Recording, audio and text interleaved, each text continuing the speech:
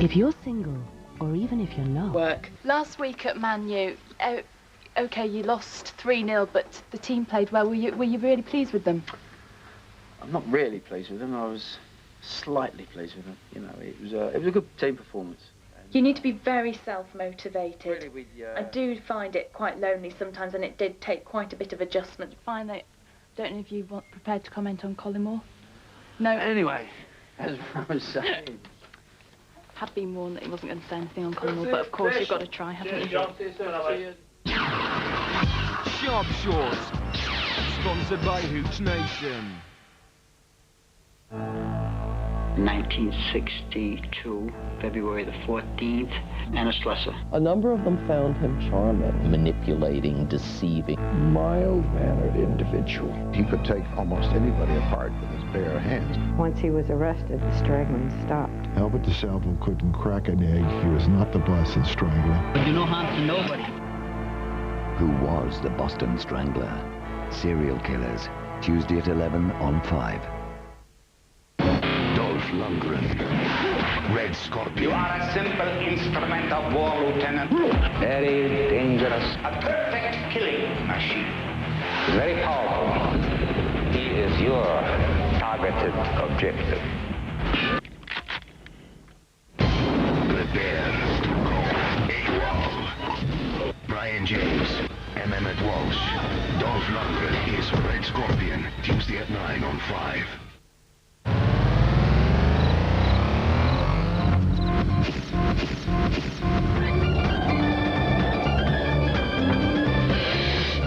Everything you need to know about the UK and her nearest neighbours in Euronews at 5 AM after sport.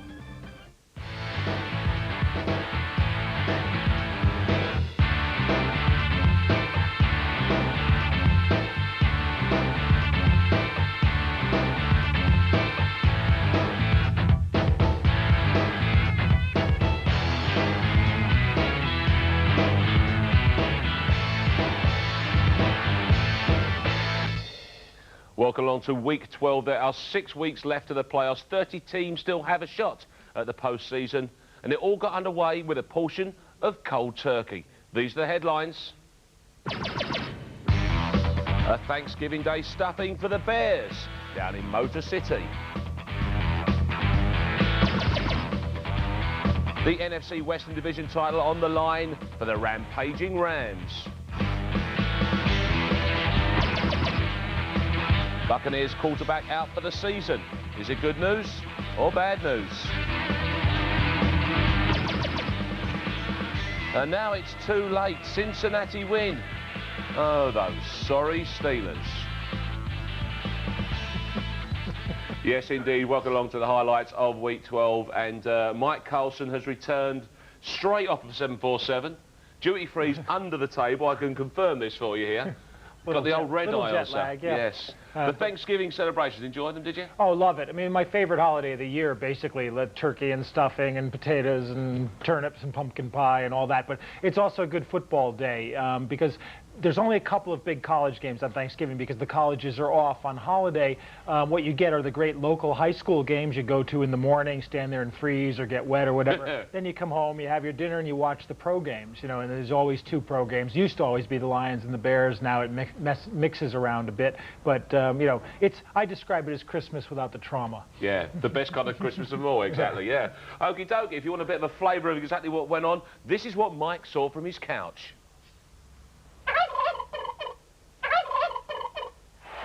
In Dallas Thursday, Dexter Coakley turned Dan Marino into Thanksgiving turkey, taking a third-quarter interception 46 yards for a 7-0 Cowboy lead. Marino making his first start in a month through 5 interceptions on the day.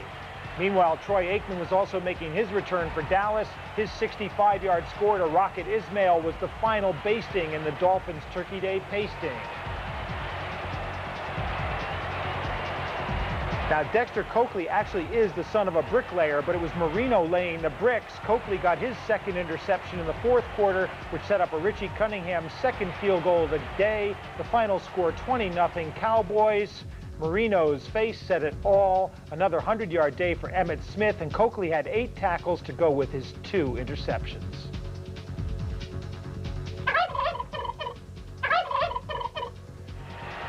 In the other Turkey Day tassel, the Lions got on the board first as Gus Frerotte hit Jermaine Crowell for a 45-yard touchdown. And with the neck-slacking band, you tell me what Gus Ferrotte's gesture meant.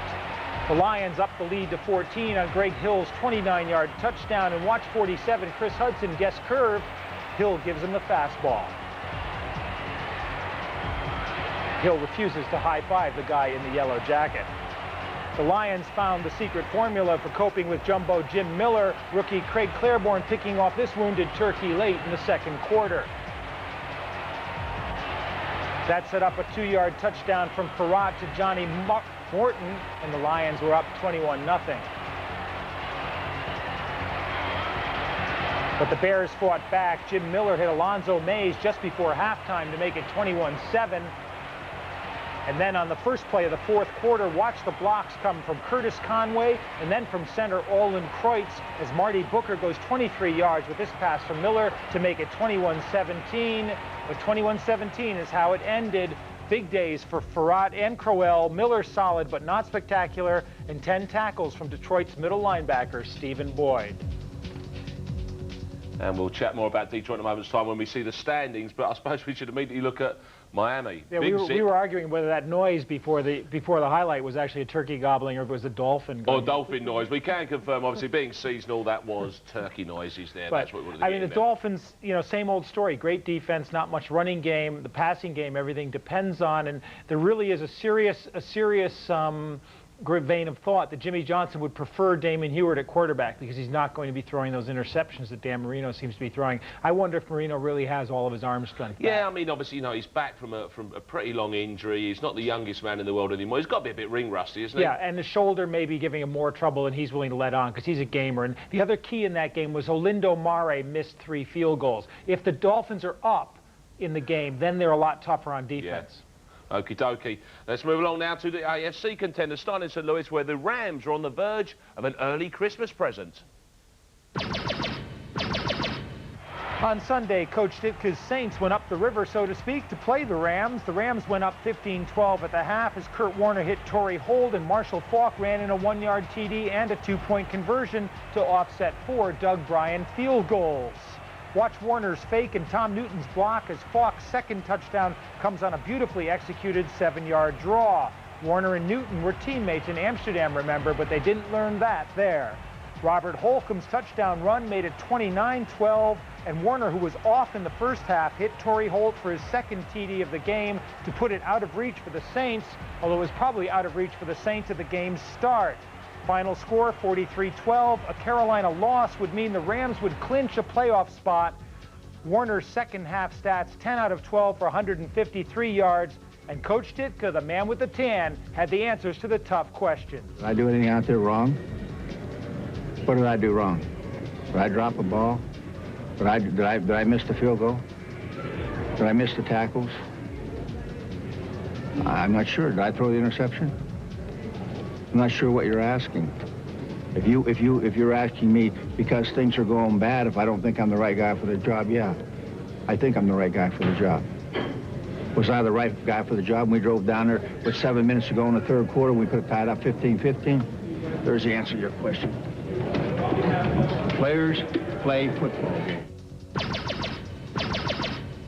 Mel Gibson doesn't play football. He's trying to resurrect his career by auditioning to play the Fonz. But it was happy days in Carolina as Steve Berline hit Donald Hayes with a 56-yard touchdown to put the Panthers up 13-7 in the second quarter.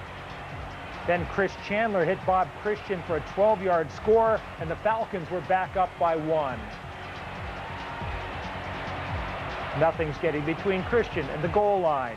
Tim Biakabatuka follows Wesley Wall's blocking on an 11-yard touchdown run in the third quarter to put Carolina up 27-14.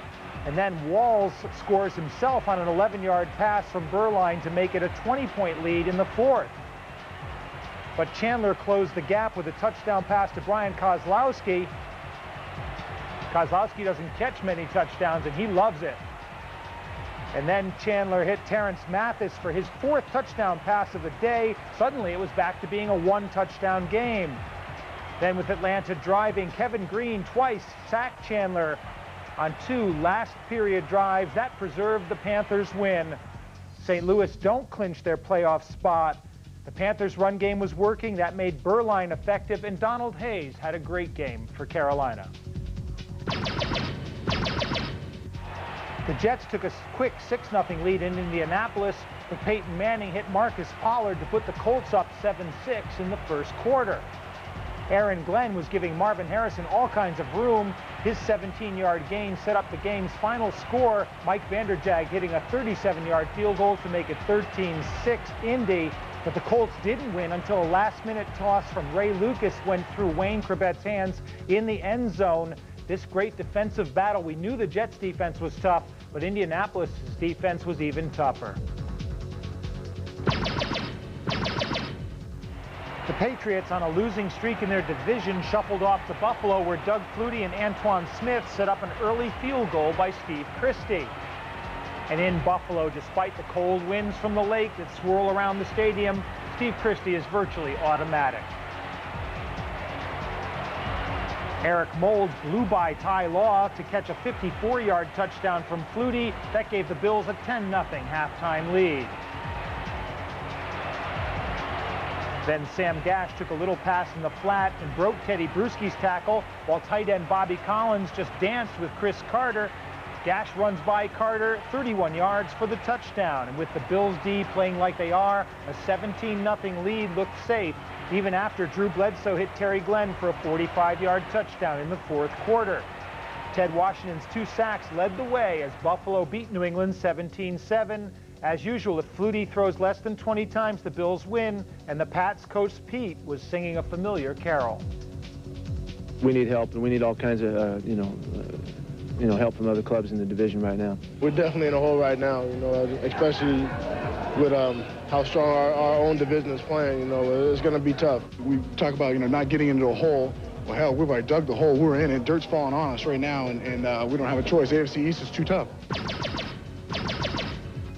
Someone forgot to tell the Ravens that the Jags have the NFL's best defense. Touchdown Tony Banks hit Eric Rett on a little screen, which Rett turned into a 20-yard touchdown and a 7-0 lead for the home team.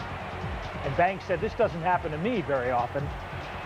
It was 10-0 when Mark Brunell rolled right toward the low-angle Stumpy Cam and hits Jimmy Smith for an 8-yard touchdown. The Ravens were up 16-7 in the fourth quarter when Brunell hit Keenan McCardell with a 1-yard TD to keep Stumpy Cam busy and close the gap to 2. Tony B tossed one to Tony B, but it was Brackens who had the interception, and that gave the Jags a 6-point lead. A 2-point conversion to Keenan McCardell followed that Tony Brackens TD. But Tony Money in the Banks wasn't finished. His 3-yard pass to Chuck Evans put the Ravens up by 1, and Banks practiced signaling touchdown. But it was James Stewart who scored with less than 2 minutes to go. Again, Brunell hit a 2-point conversion as the Jags went on to win 30-23. Brunell 10 for 13, 125 yards in the fourth quarter. Smith and McCardell 18 catches and 2 2-point conversions between them. Yeah, even if you don't look at the scores, you listen to the quotes there, and I think you get the impression we're getting to the sharp focus time in the season, aren't we? Absolutely. New England's having a lot of trouble, and their losses are all coming in the division, and that's going to kill them when it comes down to tiebreakers, if it does come to that in that division. But, basically the Patriots are having a lot of trouble beating any team that's got a good defense, because they have no running game.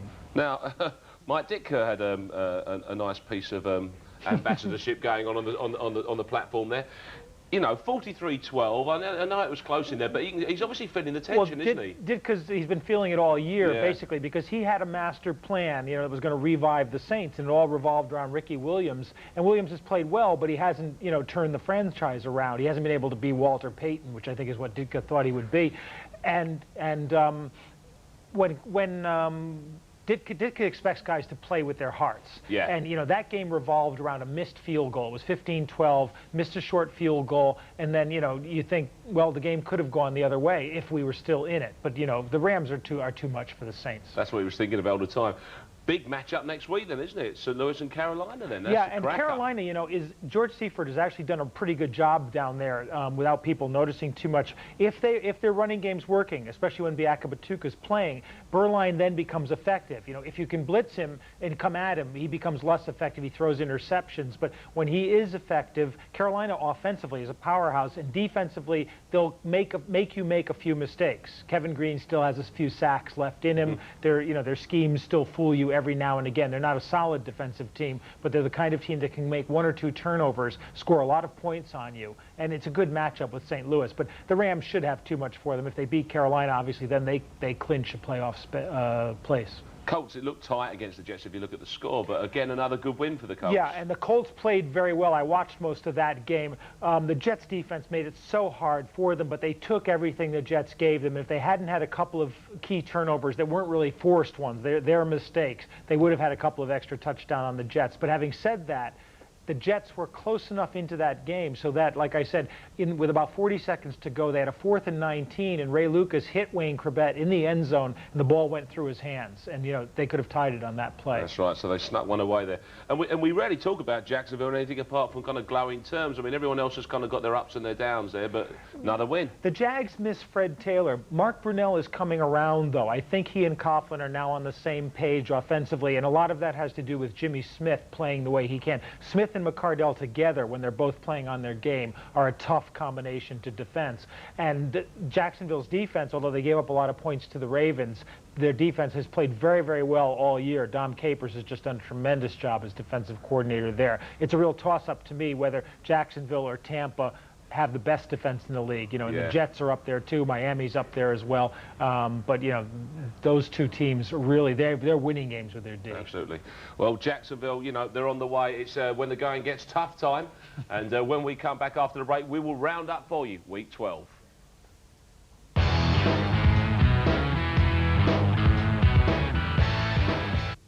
Call Chatterbox now on 0906 2020 200. That's 0906 2020 200. Call Chatterbox now. Fox Sports Interactive brings you the newest way to play basketball. He takes off for the dunk, and he slams it down. NBA Basketball 2000 from Fox Sports Interactive. No, he did not. Sports games for sports fans. What moves at 65,000 miles an hour? Planet Earth. If you have an invention, call 0800 084 085 for your free inventor's kit. That's 0800 084 085. Call now. The world isn't slowing down. If you're single, or even if you're not, you'll always be welcome at the Singles Bar. People call in every day looking to chat, get a date, or perhaps something more. You'll find the Singles Bar on 09069 12 13 12. And we have thousands of callers every day looking for fun. So why don't you join me on 09069 12 13 12. Call us now.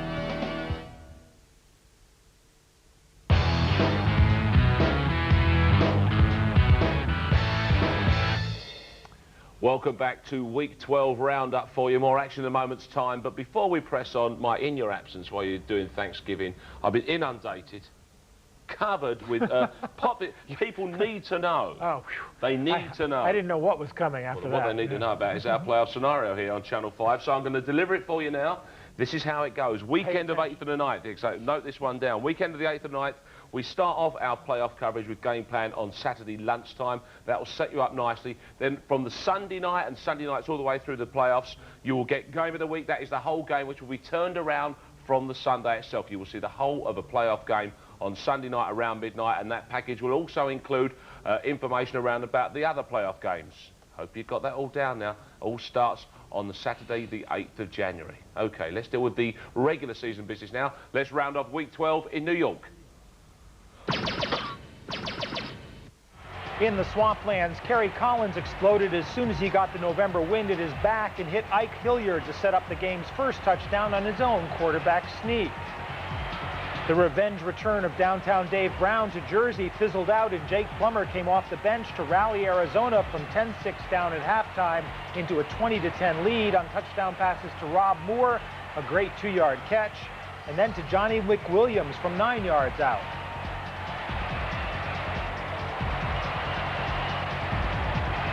After Sean Bennett scored for New York, Mario Bates put Arizona up 27-17 with this 2-yard plunge, and it's a long way down. Then Collins, throwing into the wind, had a pass batted by Brad Otis.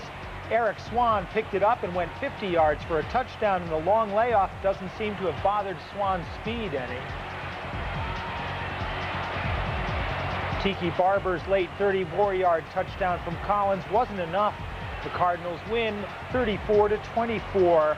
3 picks of Collins the key, but at least one of them wasn't his fault. Literally, Collins was effective with the wind, ineffective without. The Giants' D stopped the run, but couldn't stop Rob Moore. In whatever they're calling the Redskins Stadium this week, Brad Johnson hit Mike Sellers on a combination shot off the wide receiver to put the Skins up 10-0 over the Eagles. In the third quarter, Sellers did a nice job of cleaning out teammate Albert Cannell, leading Stephen Davis into the end zone to make it 17-3, and Davis figures the league can't fine you if you taunt with gestures from Sesame Street. But rookie Donovan McNabb exploded in the fourth quarter, hitting Luther Brampton to close the margin to 7, and then Luther showed the right way to dunk a football.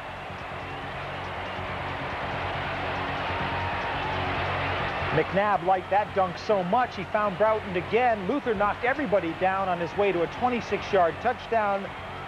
Then he played tiptoe through the tulips instead of slamming another one over the crossbar. In overtime, Brett Conway, who'd missed a chance to win the game in regulation, hit from 27 yards out to give the Skins a 20-17 victory. But Donovan McNabb, 172 yards passing, 71 yards running. The story for the Eagles. The Skins stopped Deuce Stacy, but couldn't stop McNabb. In Seattle, John Kitna discovered why Tampa Bay wins games even with Trent Dilfer at quarterback. Hardy Nickerson grabbed one of 5 interceptions by the Bucs to set up a field goal. They led 6-3 at the half. Dilfer suffered a broken clavicle when he was sacked by Phil Daniels on the second play of the second half. He's likely out for the rest of the year. Rookie Sean King replaced Dilfer and hit Patrick Hape for the game's only touchdown. The Bucs went on to win 16-3. 5 interceptions, 3 sacks of John Kitna. 1 fumble by Kitna was the story of the day. For Seattle, Sean King, a reasonable job for the Bucs, and Trent Dilfer described his injury after the game. I heard a pop and felt the pain immediately. And, it's a quarterback's nightmare injury. We know it. Every time you play on AstroTurf, it's a possibility, and it happened to me. It's the first time in my career, but what can you do about it? Same game you used to play when you grew up, in the street. 2-hand touch, tackling the grass is the same game. It's just on a larger scope right there, and that's how you have to approach it. It was a game of 3 halves in Minnesota. First, Tremaine Stevens gave the Chargers a 7-0 lead in the first quarter. Then, as the second quarter began, Jeff George hit Randy Moss for a 34-yard touchdown to tie it up, and Moss ignores the guy screaming Moss right in his face. George put the Vikings in the lead with a 4-yard pass to Jake Reed, then hit another 4-yard pass to Chris Carter. And then Leroy Horde ran it in from, you guessed it, 4 yards out, and all of a sudden it was 28-7 Vikings at the half. On the first play of the second half, former Rhine Fire star Kenny Bynum took a short pass from Jim Harbaugh and went 80 yards for a touchdown. Harbaugh loves those comeback situations. He threw for over 400 yards on the day. But the Vikings held off the fierce Charger rally, with this little flea flicker turning into a 34-yard touchdown to Chris Carter. The Vikings go on to win 35-27. A big day for Jeff George, 100 yards rushing for Robert Smith, and big days for both Chris Carter and Randy Moss. A crucial AFC West matchup saw Rich Gannon hit Ricky Dudley with a 16-yard touchdown to give Oakland a 13-10 lead at halftime over Kansas City. Gannon and Tyrone Wheatley got their signals crossed. Chris Dishman got a 47-yard touchdown off the resulting interception, putting Kansas City up 20-13. Tyrone doesn't do diving tackles. Gannon scrambled in himself to tie the game up at 20 for Oakland. You get the feeling Gannon would do a diving tackle. And then Gannon hit Ricky Dudley from 3 yards out with what we might call a rainbow fade. This one goes further up than it does long. The Raiders lead 27-20. Anthony Newman smothered Tony Gonzalez. Charles Woodson picked off the ball and went 15 yards for the touchdown. Oakland led 34-20 after 3. But set up by a perfect play fake, Elvis Gerback hit Tony Gonzalez for a 73-yard touchdown to bring the Chiefs back within 7. Then Oakland tight end Derek Walker fumbled the ball. Chris Dishman was there, off and running 40 yards for his second defensive touchdown of the day. That tied the game up at 34 points all.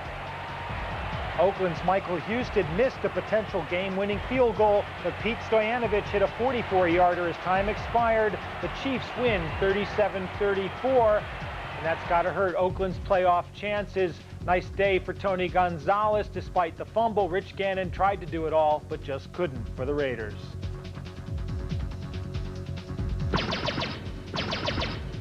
In Cleveland, Eddie George put the Titans up 7-0 on a 14-yard run in the first quarter. The Browns defense still having trouble with the other team's ground game. Watch 52, Brian Wortham chases man and leave Tim Couch all alone.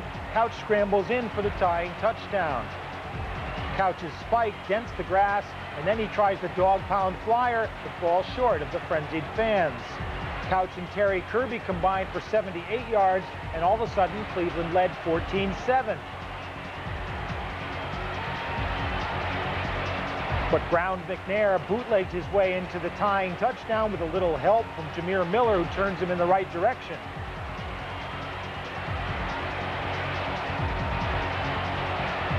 The turning point of the game came as Derek Mason returned a punt 66 yards for a touchdown. That increased the Titans' lead to 26-14.